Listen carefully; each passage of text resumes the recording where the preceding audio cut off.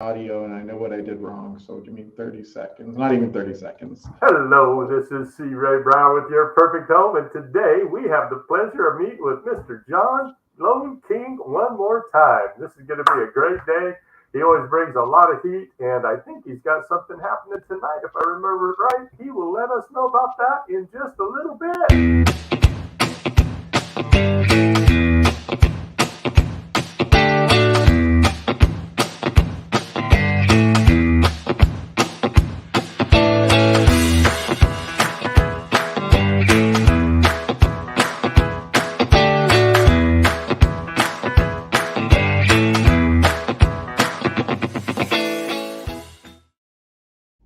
And we're back. Hey, Mr. King, how are you, sir? I'm amazing, C Ray. How about you? You know, as I tell everybody, if I was any better, I'd have to be twins, right? I love it. I love it. You are such a ray of sunshine in everybody's day. I just can't help but to smile when I get to talk with you, C Ray. I was talking with Jennifer Patino from Doma yesterday, and I said that, and she got to laughing, and I said, you know, the other thing I could say is the thing my dad always used to say, and that is, if I was having any more fun than this, I'd have to hire you to help me have as much fun. I love it. I love it. Well, it is absolutely a choice. I think too many people, yeah, I don't know. I guess there's a fine line. It's you got to be genuine to who you are, but the truth is you can choose to be genuine. Hey, I might not be having a great day, but that doesn't mean I need to act like it. And so I think there's a really there's a skill there that a lot of people struggle with. And see, Ray, you've done an amazing job of really being that beacon. What do you say, the beacon of hope? And you said there's some saying you have about a beacon. What is that saying? The sunshine in somebody's rainy day. There you go. There you go. I think you do a good job in demonstrating that and living that. And so I thought I'd give you a little kudos on your own show as you get started on this Well, topic. thank you so much. You know, I was sitting, I went to Safeway, I don't know, 2, 3 days ago, and decided I'd stop in at the Starbucks and grab a coffee. And I was busy doing text messages and answering emails and what have you while I was waiting for it. And lady came over and said, "Do you mind if I say that?" I said, "No, go right ahead." She said, "She had a newspaper." I got my coffee and I sat back down and finished up what I was doing. And she says, "You seem like you're having a good day." And I says, "I am having a good day." She says, "Well, do you always have a good day?" And I said, "I do." She says, "You mean nothing ever happens that throws you off and no bad ever comes to you?" And I went, "Bad comes to all of us. It comes to all of us. We just have to learn how to deal with it in a positive way, because it doesn't matter what happens, it's happening for a reason." Yes. And I started to tell her my favorite thing about God only puts people together for 3 reasons. And as soon as I said, I got to tell you something, because God only puts people together for 3 reasons. She says, "I don't want nothing to do with God. Go away." I went, "Okay, okay. It's the universe. It's God. It doesn't matter. We all get together for only 3 reasons: learn something, teach something, or learn something while we teach something. And that is the only thing we are here for. Mm-hmm. I That's our agree. mark." Yep. Couldn't agree more. And I think it's the right outlook and the right attitude. And the other side of that is you can't want it more than somebody else does. And if they're unwilling to learn something or teach something or learn something while teaching something, you can't force it on them. And I think you have that right approach as well. Yep, yep. There you go. Everybody has their own thing, And I've said it for years and years and years that there are some people that truly enjoy being unhappy. Yes. That is their zen, is being Yep. unhappy. Yep. So if that's their zen, cool. I agree. You just got to find the people that vibrate with you and find a way to work with people that aren't on your same level. Yeah, yeah. There you go. There you go. So we got rid of the California Dream program. Is anything coming back with that? What's the latest and greatest? Well, I wish I had up to the minute news, but unfortunately, the news that I have is about an hour and 8 minutes old. So my apologies for not being cutting edge with my news for you, Ray. That's pretty cutting edge. There's a lot of people that don't know what happened an hour and 8 minutes ago. The California State Senate subcommittee that is in charge of general fund allocations. And I learned a lot about my state Senate recently and kind of dig through this whole Dream for All thing. The committee in charge of the allocation of funds, or the recommendation to the Senate for what they're approving, is having a subcommittee meeting as we speak. And in between my appointments, have been listening in, and my team was listening in as well. And so as I have understood in reading their agenda, and as I had understood in listening to the conversation, there was $500 million, this is information we already know, there was $500 million set aside for Dream for All for the 2022-2023 fiscal year. Federal government, state government operates in a year that is starting July 1 and goes through June 30th. So we're 3/4 of the way through that year where they set aside $500 million. And in January, and what happened is the state said, here, Cal HFA, here's your $500 million allocation. Figure out figure out the rules. And so in September, that happened in July of last year. In September, Cal HFA says, hey, we got to figure out what we're going to do. So they had 3 listening sessions where people could join and listen and give input on how much should we give, what should the credit requirements be, what feedback do you have? And then they crafted the program and put it together around December, launched it in March, and then it disappeared in 8 business days. Okay. Yeah. The state, now they lowered the amount from 500 million to 300 million in January because the state said, hey, we don't have enough money. We need to pull money out of our budget. There was some references that I had picked up along the way about the 23-24 budgets and a reduction in the allocation of the 23-24 funding for Dream for All. And I got confirmation this morning through listening to the subcommittee hearing that yes, there is in fact $500 million that was set aside, not just for the year that we're in right now, but set aside for next year, for the year that starts in 2.5 months. That number has been decreased from 500 million to 300 million. So when they decrease the current year, they decrease next year's allocation as well. Right. Without it being published in writing in bold letters saying more money is coming, that's as clear as it can say to me, more money is coming. And they, even in the agenda for today, because again, you got to read between the lines because they're not being very direct about it, but even in the agenda, it said, hey, we want to talk about whether we fight for the other $200 million. And I wasn't sure if they're talking about the current year or the future year, but then right below that, it said the 300 million will help an additional 2,300 families. Well, that word additional was all I needed. It was super clear. We've helped 2,300 families.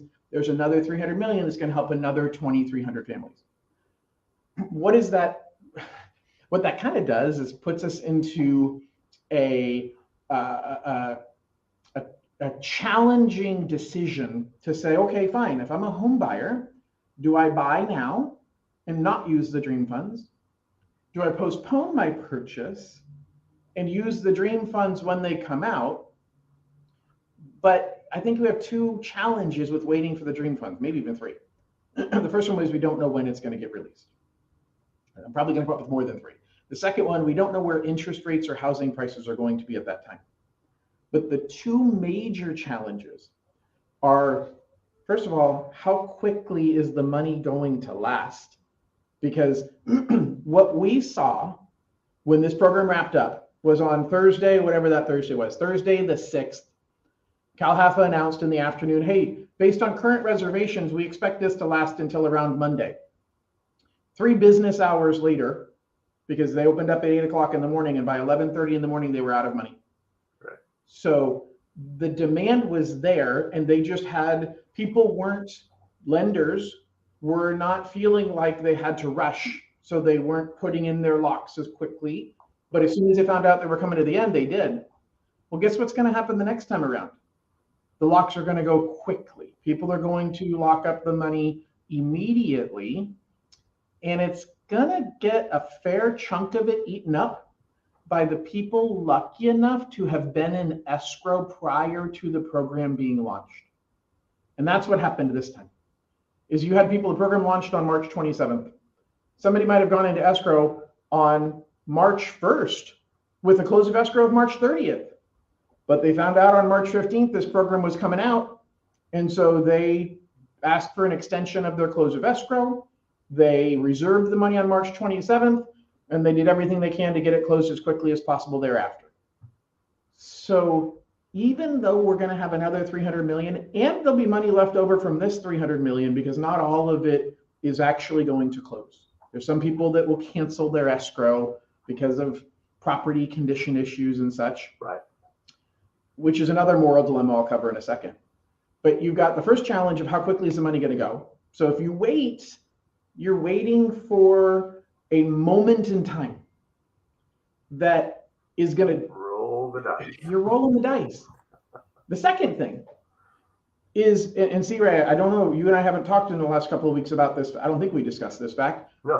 But what I saw was buyers willing to spend significantly more out of desperation to get access to this free money, not free, but they paid more for the home, and there became bidding wars, and it drove up the prices of homes immediately. So guess what? When the dream money comes back, and now I'm confidently saying when it comes back, you're likely to pay more for the home because there's going to be a huge amount of competition. And my third point, really quick on kind of the why wait, not wait, is it creates a moral dilemma. Moral might not be the right word, but see, Ray, I have clients right now who are in contract with the Dream for All that are questioning the condition of the property.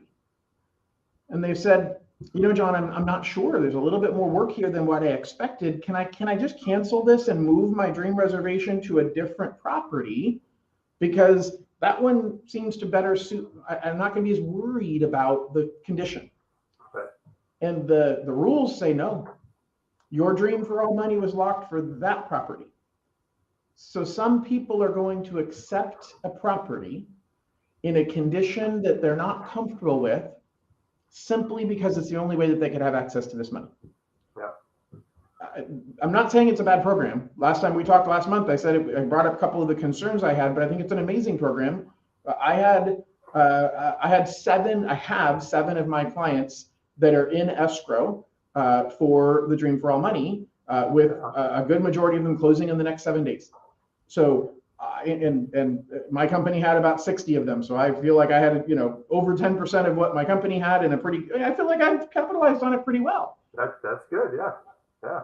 But it still is a question of, if you wait, how much better off are you versus if you buy now using a different assistance program that may not be as lucrative, that may have a little bit higher monthly payments, but you have a lot more flexibility, and you cost you a whole lot less in the long run when it comes to the equity that you retain versus having to share with the state.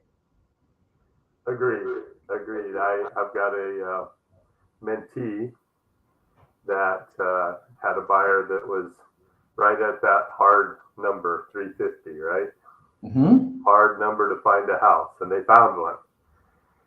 And they got their offer in, and 2 hours before it got accepted is when the money ran out. Yep. So now they're back out in search of, because they were pushing their limit by bumping the price and using that 20% down, and now they're back out in that hard number again. So yeah. Now there are other options. Matter of fact, I'm in the final stages of my research on a program that will help low to moderate income buyers. So Cal Haffa through the Dream for All had kind of two thresholds, and they said, hey, if you make this much, you're fine. If you make below this number, you get some extra benefits if you're low to moderate income.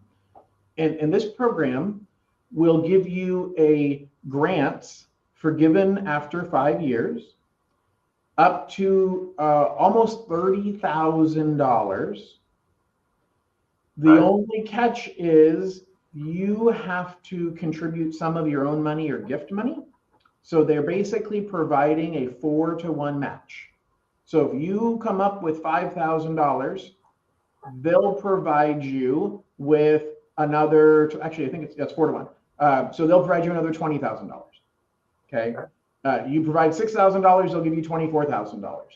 It's a really good program. There's a sweet spot, but for somebody that's searching in that $350 price range, that's a pretty good amount of money. Yeah. And it's not tied to a percentage of the purchase price. And I actually am learning that I can layer it with some of the other down payment assistance programs. Oh, nice. Yes. So I'm working through some final details on this. I'll be releasing information about it on my YouTube channels coming up. And I think that it's really, there's a lot of buzz right now about, man, what do I do now that my dream has died? And what are my options? Right. And I think there's some really good options. They're just not as broad of a paintbrush as the Dream, which kind of, hey, everybody gets something. And this one's no, you can carve into this category. We've got other programs that are made for people who are in particular industries, healthcare and medical, and education. I think it's done good in getting people interested in buying homes. Yeah. But it just hasn't solved our inventory problem. And I think that's where we're going to end up dealing with more struggles going forward. Yeah, we're definitely going to continue to deal with inventory problems. It's just, there isn't a fast solution to that. Mm-hmm. That you quit building homes because everything fell out, the bottom fell out with the bubble burst. And so they quit building homes, and until things started moving again, they aren't going to build any homes because nobody's buying because the price of lumber went up. That slowed them down again. And, there's just been one thing right after another, and the inventory problem is going to be with us for a while,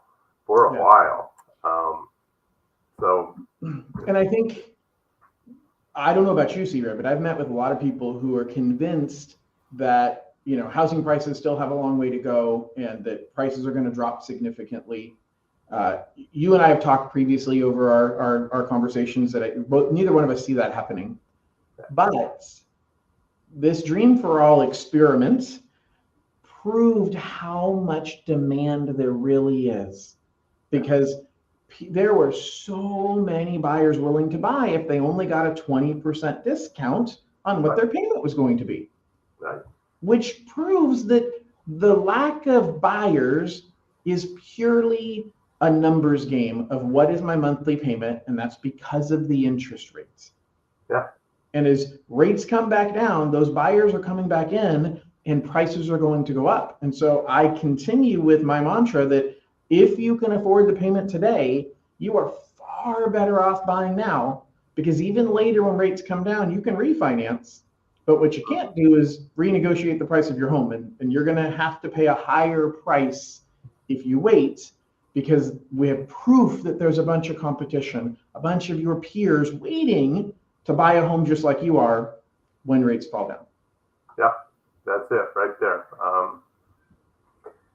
It's really easy, and we all do it. That rear view mirror. Yep. Oh man, that's what's close. We forget about what's in front of us. We're looking at that rear view mirror, and that last one makes everybody think that that's what's going to happen again, because the prices are back up. So that's what's going to happen. So many people have it in their mind that the bubble burst was because prices were too high, but it wasn't. You know it, I know it. Anybody that's a student of economics can figure that out. Yes. You can't have a 12 or 14 month supply of houses and be paying like they were during COVID when there was a 3 week supply of houses, driving the price up because of demand. And that's what the demand was there, because everybody's going out and trying to buy something and offering crazy money and poor financial backing to do it. Yes. Bang, boom, what happened? Recipe for disaster, and that's what we had. Yeah. So. Well, you mentioned at the top of the show that there was something special happening tonight. Yes. So tonight, the Kings are going to beat the Warriors for the third time in a row.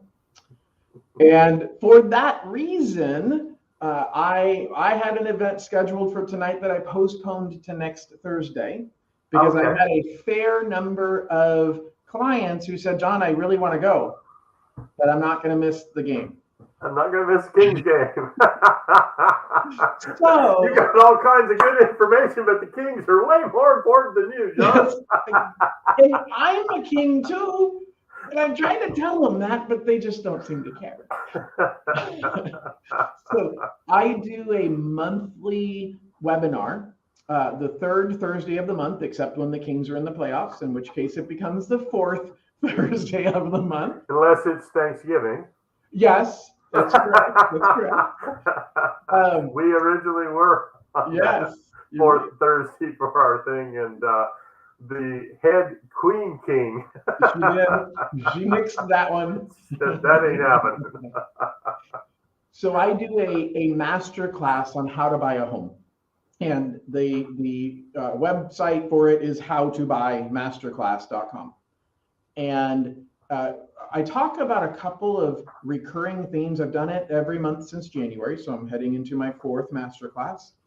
And a lot of it has to do with the current market and where the market is and what you should be thinking about as a buyer in this market. So that segment is repeated every month, but it's different every month because the market conditions are changing. And then I try to cover. You mean they change all the time? Just when you and I agree that they can change, C-Ray. Yes, they are changing all the time. So I cover that, but then I cover a different segment of the home buying process. And so, one of the things, as a matter of fact, this coming webinar, I'll be talking a lot about working with your realtor and what things to look for in a realtor, and what to expect from your realtor, and how does your realtor get paid, and just things about, as a home buyer, what's my relationship with my realtor, and that. So there's kind of a main topic that I cover that's different, so that you can go back through my library of masterclass Sci. Is that the plural of masterclasses? Is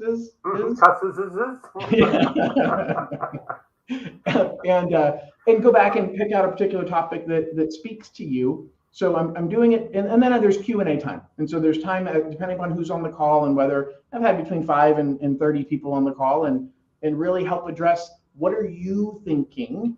And that makes each call unique because it's covering really what are the questions of that particular group.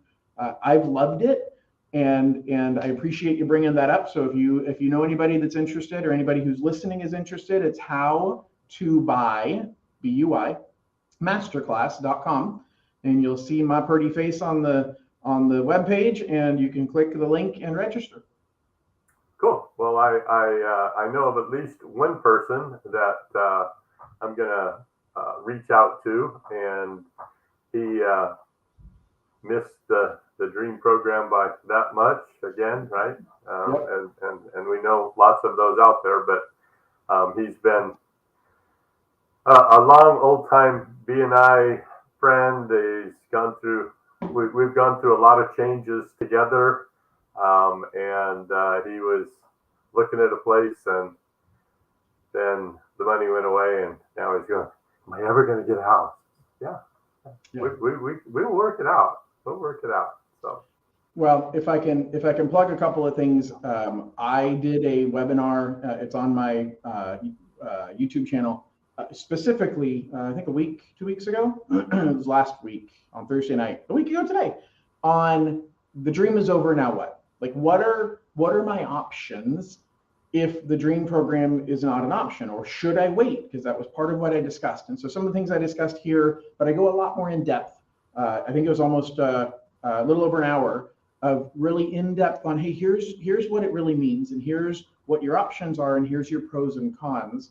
And then I'll be moving forward. I'll be doing a series of webinars on all of the other options, all of the other programs that are out there, and dive in depth to how they work. Because I find that a lot of my peers have a little bit of an understanding on some of these things, but there's really, it's not about picking, hey, you know what, that particular program name sounds great to me, I pick that one.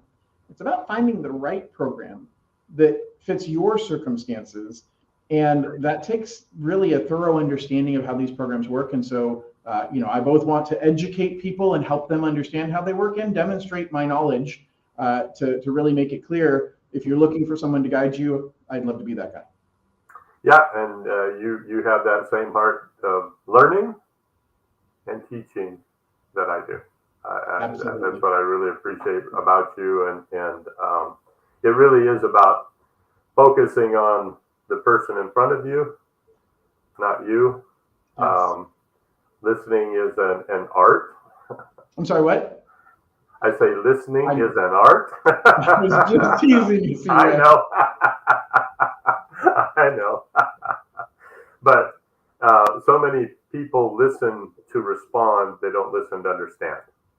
Yes. And you have to listen to understand. And if you don't understand, you can't just respond with something to make you sound intelligent, to make you sound like you know what you're doing, because it's either the wrong thing to say because you truly aren't listening, or you're steering somebody in the wrong direction because you truly don't understand their circumstances. And until you've asked enough questions and listened long enough to learn so that you can teach at the same time, Yes. God's third deal, that is where it's at. So everybody, next Thursday, what time?